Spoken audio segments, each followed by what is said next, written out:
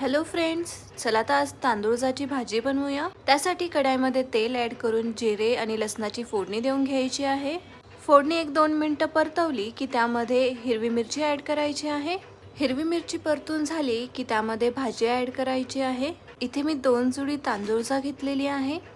त्यानंतर आपल्याला भाजी चांगली मिक्स करून घ्यायची आहे। जशी जशी भाजी परतत जाईल तशी तशी ती श्रिंक होत जाईल।